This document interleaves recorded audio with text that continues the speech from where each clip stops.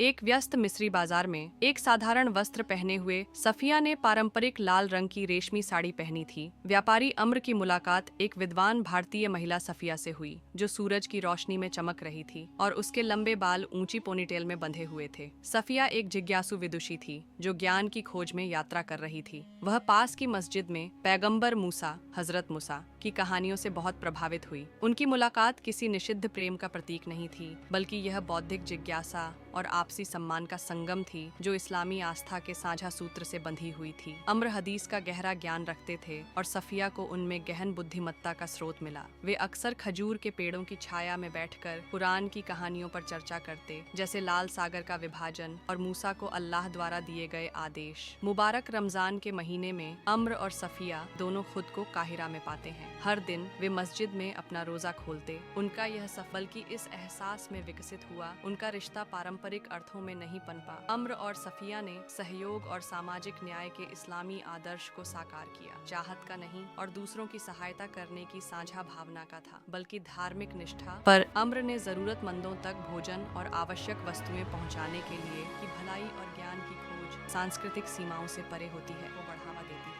और समुदायों में जो विभिन्न संस्कृतियों और आस्था में निहित होती है, शांति और सौहार्द की सच्ची संगति साझा उद्देश्य। इस कहानी का संदेश यह है और आपसी समझ के सिद्धांतों पर जीने के लिए प्रेरित किया। उन्होंने अपने आसपास के लोगों को प्रेम, परोपकार, समुदाय के साथ इबादत और इफ्तार में शामिल होते, जिससे इस्लाम के परोपकार के सिद्धांत को दर्शाया।